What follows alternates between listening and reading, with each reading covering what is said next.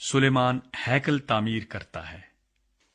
और बनी इसराइल के मुल्क मिस्र से निकल आने के बाद 480वें साल इसराइल पर सुलेमान की सल्तनत के चौथे बरस जियो के महीने में, जो दूसरा महीना है, ऐसा हुआ कि उसने खुदावंद का घर बनाना शुरू किया। और जो घर सुलेमान बादशाह ने खुदावंद के लिए बनाया, उसकी लंबाई 60 हाथ और चौड़ाई 20 हाथ और ऊंचाई 30 हाथ थी।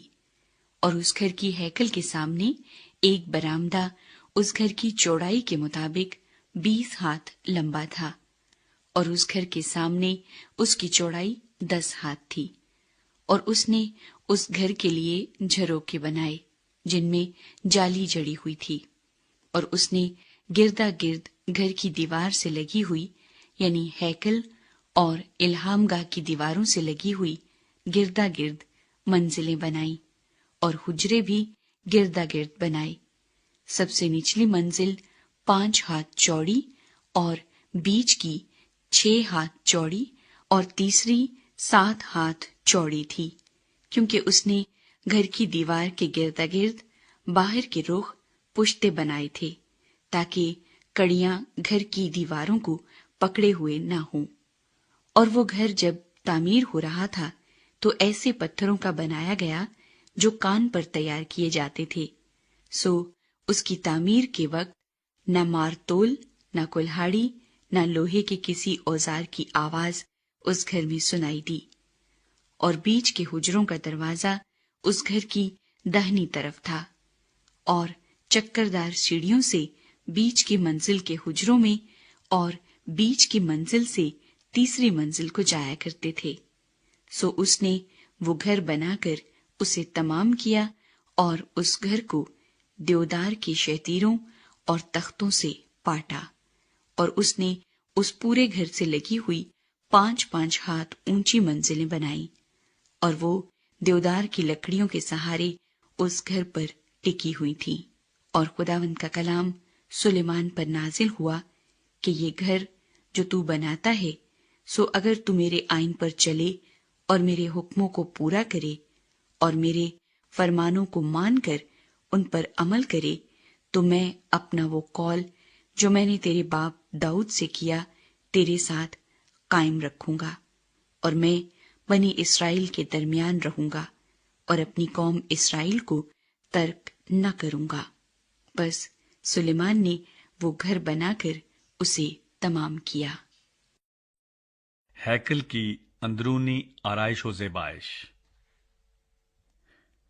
और उसने अंदर घर की दीवारों पर देवदार के तख्ते लगाए। इस घर के फर्श से छत की दीवारों तक उसने उन पर लकड़ी लगाई, और उसने उस घर के फर्श को सनोबर के तख्तों से पाट दिया। और उसने उस घर के पिछले हिस्से में 20 हाथ तक फर्श से दीवारों तक देवदार के तख्ते लगाए। उसने इसे उसके अंदर बनाया ताकि वो इल्हामगाह यानी पाक तरीन मकान हो। और वो घर यानी इल्हामगाह के सामने की हैकल 40 हाथ लंबी थी। और उस घर के अंदर अंदर देवदार था, जिस पर लट्टू और खिले हुए फूल कंदा किए गए थे, सब देवदार ही था, और पत्थर मुतलिक नजर नहीं आता था।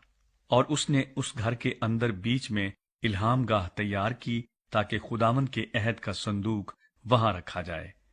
और इल्हामगाह अंदर ही अंदर से 20 हाथ लंबी और 20 हाथ चौड़ी और 20 हाथ ऊंची थी। और उसने उस पर खालिस सोना मढ़ा और मसबे को देवदार से पाटा। और सुलेमान ने उस घर को अंदर अंदर खालिस सोने से मढ़ा, और इल्हामगाह के सामने उसने सोने की जंजीरें तान दी और उस पर भी सोना मढ़ा। और उस पूरे घर को जब तक कि वो सारा घर तमाम ना हो गया, उसने सोने से मढ़ा, और इल्हामगाह के पूरे मसबे पर भी उसने सोना मढ़ा। और इल्हामगाह में उसने जैतून की लकड़ी के 2 करोबी 10-10 हाथ ऊंचे बनाए। और करोबी का एक बाजू 5 हाथ का और उसका दूसरा बाजू भी 5 ही हाथ का था। एक बाजू के सिरे से दूसरे बाजू के सिरे तक 10 हाथ का फासला था। और 10 ही हाथ का दूसरा करोबी था।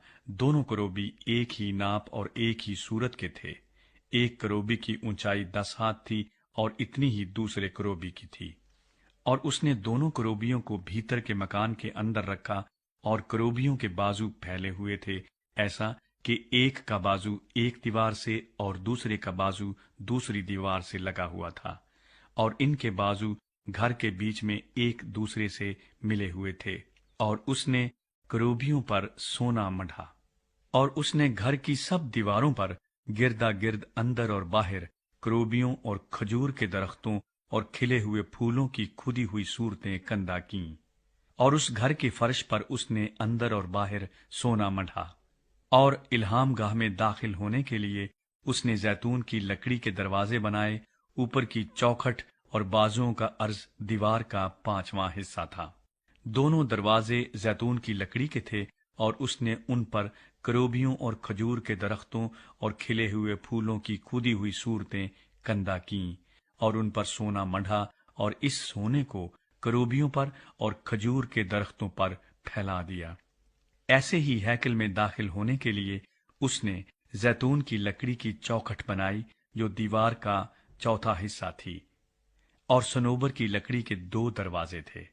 एक दरवाजे के दोनों पट दोहरे हो जाते, और दूसरे दरवाजे के भी दोनों पट दोहरे हो जाते थे। और इन पर करोबियों और खजूर के दरख्तों और खिले हुए फूलों को उसने कंदा किया, और खुदे हुए काम पर सोना मढ़ा।